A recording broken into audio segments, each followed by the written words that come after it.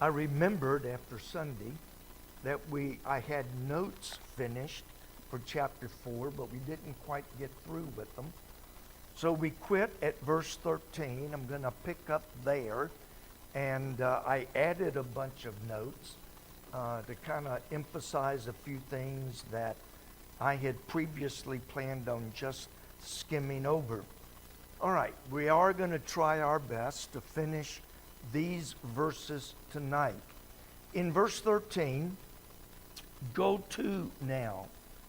That is in the imperative tense, which means it's not a suggestion. It's like, move. Do it. You know, it's imperative. It means whatever you're doing, stop. Think about it. Go to. You're getting it all wrong. So stop what you're doing and let's do it right. I've been on my mind now for several weeks, and I don't know if I'm going to get a sermon out of it or just throw it in occasionally. But they were in a habit, they were in a rut. It's like, we're going to do this, we're going to do that, we're going to do something else. And James has to say, stop. Get out of the rut. We don't call it ruts today. We call it traditions. And I've talked to many other pastors over the recent years, and every one of them will tell you it's harder to stop a tradition than it is anything else on earth. When a church is set in a rut, we've always done it this way, we're going to continue doing it this way. You can show them all the scripture in the world. You can show them God said, the Bible said. But you have to just get an order and say, go to now. Stop and listen. Stop what you're doing. Then he goes on, go to ye that say. They were making plans, and they were telling everybody their plans. Ye that say. You're broadcasting it. You're telling everybody what you're going to do. And so he said that, still there. Ye say, you announce it, you tell everybody your plans. This is what we're going to do. We will, if you notice I got will in all capital letters, we will go into such a city. We're going to do it. So they think. We will continue there a year. We already know how long we're going to be there. We're going to buy. We're going to sell. And we're going to get gain. So many things are wrong with those three words, those four statements there. We will go, we will continue, we will buy, we will sell, and we will get gain. Their plans were very specific. They were making long-term plans for the future. They even predicted what the market was going to do. We're going to buy, we're going to sell, we're going to make gain. Now, I don't know if any of you have any investments in stocks and bonds, or if you have a retirement plan or anything. But one thing I've learned with the retirement the church sets aside every month, one thing I've learned is don't put all of your hopes on the stock market. My brother used to really, really be in stocks. I mean, he would buy, and every morning when he got up, first thing he did was check the stock market. And he was constantly moving, moving this and moving that, trying to, buy and sell and ultimately, hopefully make some money. Church sends the check directly to the investment company. I don't even read their monthly statements when they send them. Do we get monthly or quarterly? We get monthly statements. I couldn't tell you what's in there because my wife will open it up and say, oh, you don't want to know this month. Okay. Well, we almost broke even this month. I couldn't, because the stock market is so unpredictable that it could crash tomorrow. Literally, that's what happened during the crash back in the Great Depression. What year was it? I'm looking for the year. Yeah, I wasn't there, so I'm glad you remember. She does. People lost every dime in a matter of minutes. So it's like, oh, I can predict what the stock market's going to do. Good luck, you've got me beat by 100,000 miles, because even the pros, the church sends the check directly to them. Every 6 months we meet with the, whatever he's called, and it's like, what do you think's going to happen? I have no idea. Well, I could have done that good. I mean, you're supposed to be the broker. This is what he does every day, every day, every day, every day, every day. And he cannot predict what the stock market is going to do tomorrow or the next day or the day after. So they were making definite plans based on the fact they know what's going to happen in the future. Now, my brother and I, growing up, as far back as I can remember, my mom used to kill chickens, kind of like you do, Bernice. She would wring their neck off. You don't do it anymore? You never did it? Oh, I thought all farmers wrung the neck off. Wow. My mom would take a chicken, and she would grab it by the neck, and she would spin it and snap it, and that chicken would flop and jump all over the place. And she's holding the head in her hand. My brother could take the guts out of a chicken, go down to the local grocery store and sell the guts out of a chicken for fish bait. Did you ever use guts for fish bait? I could take a $20 solid gold piece. I could take a solid gold $25 piece of gold, and I'd be lucky to get $5 out of it. Making money has never been my forte. But they said, oh, we can predict the future. We know what's going to happen tomorrow. Verse 14, ye know not what shall be on the morrow. What are you going to do tomorrow? What are you going to do tomorrow? Lord willing. All right. But people say, well, I'm going to get up. I'm going to go fishing. I'm going to go deer hunting. I'm going to go, get my hair done.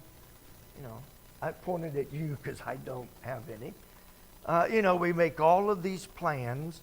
And it's like, okay, now let's see, what's on? I have to get my phone out because I can't remember from one minute to the next. Saturday, by the way, is the prayer breakfast. I forgot to mention that. 9 o'clock, prayer breakfast here. I forgot that, even though it's in my phone. Monday, I will be out of town. Tuesday, I have a doctor's appointment. You know, but you know how fast that can change?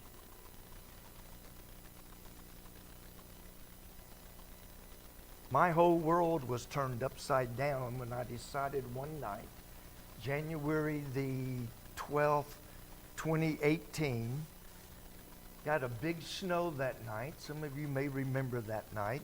We had a big snow, the biggest snow of the season. And I had just got a brand new snow blower. So I was in a big hurry to get home. I wanted to play with my snow blower. And I thought, I'm going to change that light before I leave. Well, the rest is history. That light, Brother Green finally changed it 6 months or a year later. I fell off the ladder, spent I don't know how many weeks in the hospital, in inpatient rehab. You know, I had my plans laid out. I'm going home. I love to blow snow. I love to mow grass. But in less than 3 seconds, everything changed. Everything changed. Was I planning on that? No. That was the last thing on my mind. 2 years later, my wife and I had eaten supper. We went into the family room. This is at our old house. She was putting up the dishes. We were fixing to watch a movie together. And it's like, oh man, my back hurts. And I thought, well, I'll just stand up and walk around. Well, I stood up and it got worse. I tried to sit down, it got worse. I tried to stand back up, it got worse still. Within 5 minutes, I couldn't stand, I couldn't sit, I couldn't walk, I couldn't do anything. The worst pain I've ever felt. We never did get to watch that movie because I spent the next 5.5 weeks in the hospital. That was not in my plans. That was not anything I had planned. I spent about 3 months in rehab. I didn't plan any of that. As a result, I now have damage to my spine. I have damage to my brain. No comments, please. I have damage to my brain. I had my life all planned out, knew what I was going to do, knew where I was planning to go. And you know what? That changed just like that. Fortunately, our son was working at ER, and my wife got me in the car. He already had a gurney outside waiting for me by the car. As soon as we pulled in, they put the gurney, got me out, got me in. It's nice because they took me straight back to the critical unit. Really nice in that. That was not in my plans. That was not in my plans. Every day, you pick up the news. 2 people killed in a collision. Well, my son used to call it DRT. You know what DRT is? You know what DOA is, don't you? Dead on arrival. DRT is dead right there.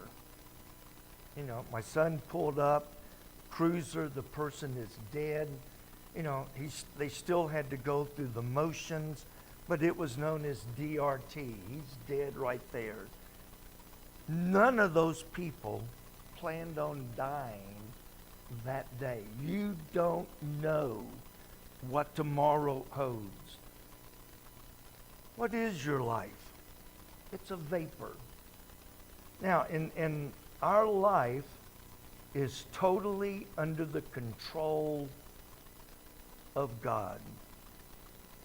Thursday morning, before surgery, the doctor came in. You know, they take you into you sit in the waiting room, then they take you back to the prep room, then they take you back to the pre-surgery. It's right next door to surgery. That's where the doctor comes in, talks to you, And he came in, explained again, and I said, Doctor, I said, let's get one thing clear. I said, everybody says you are the best. My doctors say he's who they would go to if they needed him. He is listed number 1 or number 2 in the state for that type of surgery. I said, you are rated as the best doctor. But I want you to know God's in control. And he can use your hands, but you're not in control. Fortunately, he knew that and agreed with it. Your life is but a vapor. You can make all the plans in the world, but you can't control anything. You can't control not one single thing. Our life is a vapor. It's gone before you even know it. And there's a lot of debate what that vapor is. Some think it's the steam that rises from a pot that's boiling. Some think it's the steam. Some think it's like fog in the morning, that covers the area. There's a lot of different ideas what the vapor is, but it's very short. Compared to 6,000 years that the earth is old, well, it's a little over 6 now, but compared to 6,000 years, my life is a speck.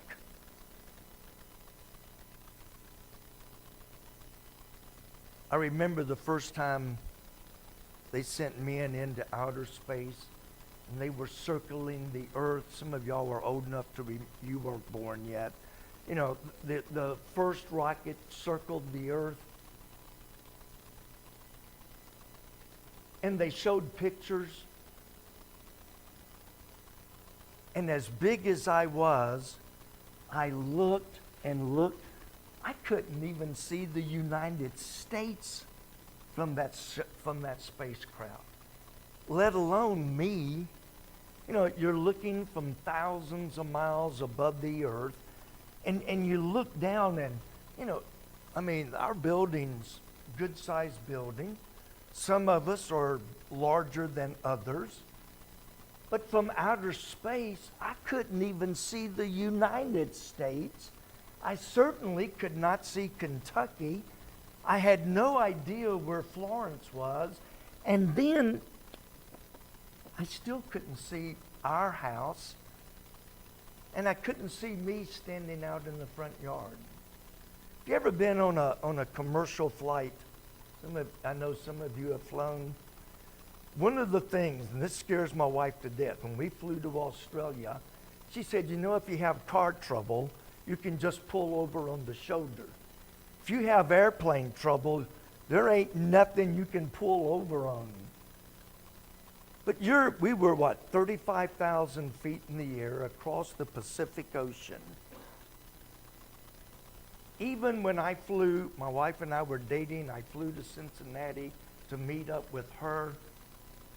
Even at 5,000 feet, houses were like little monopoly houses. In outer space, we think, I'm so big. You're non-existent when you get in outer space. You don't exist. You're smaller than a speck of dust. Now compare that with the universe and compare time. Someone was telling me the other day, somebody was 110 years old. How long is 110 years compared to eternity? The Bible said 1,000 years is as one day, and one day is 1,000 years. But even that's not a good comparison, because eternity doesn't have days. Eternity is eternal. So you can't even really compare 1,000 years with eternity, because time doesn't exist. So what is my life? What is my life? You are 84, 82. Oops, I just lost a friend. You're 82, and we think, oh, that's old. How long is 82 compared to 6,000 years? My life is nothing, and yet we get all excited, all worked up, and make all these plans for something that is so short that it doesn't even compare in eternity. Be careful making long-term plans.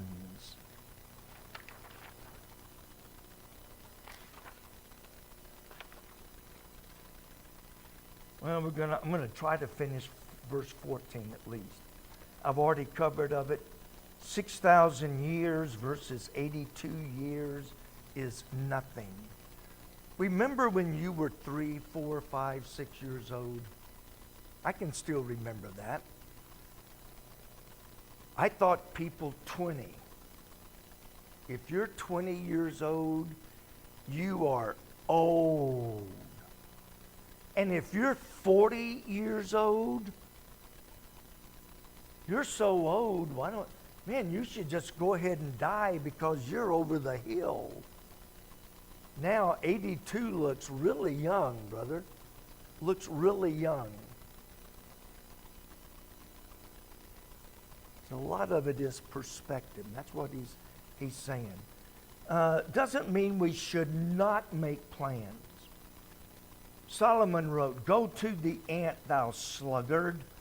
Consider her ways and be wise, which having no guide, overseer, or ruler, provideth her meat in the summer, and gathereth her food in the harvest." Even the ant knows it has to prepare for winter during the summer. If the ant doesn't prepare for winter during the summer, the ant will die from starvation because it didn't plan ahead. Proverbs 20, verse 4, "The sluggard will not plow by reason of the cold." It's too cold to plow today. I'll wait and get it later. Well, he shall beg in harvest and have nothing because he didn't plan ahead. James is not saying don't make plans for the future. That's not it. Proverbs 13, "A good man leaveth an inheritance to his children's children, and the wealth of the sinner is laid up for the unjust." So I lay up not only for my kids, but I lay up with the expectation that my grandkids will get part of it after I am gone. He's not saying, get up. Well, and I had a person say this, if the Lord wants me to work, he'll drop a job right in my lap. Well, every job I've ever gotten, I had to go out and apply. I had to go out and look. I had to work. I had to put a lot of steps in. We didn't have internet. This is before BI. This is before internet. So you had to go out, you took your application, took your resume, and you would go in and give it. I always got a job, but not a one of them ever just fell in my lap and said, "Hey, here's $50 an hour. You want to go out and work for it?" Nah, I think I'll just sit here and Lord let you feed me. After all, you fed Elijah with ravens. You can bring food right to my door and give it to me. Why do I have to work? Well, why do all of us, put money aside for emergencies? If your boat breaks, that's an emergency. You got to have money to buy a boat now. He's a big fisherman, by the way. You know, the refrigerator breaks down. Credit cards, the older I get, the more convinced I am. Credit cards can be, they don't have to be, but they can be a tool of Satan to destroy you. You know, I don't listen to Dave Ramsey very much, but some guy called in the other night, and I happened to be listening. This guy was $121,000 in debt. And 80-something thousand was credit cards.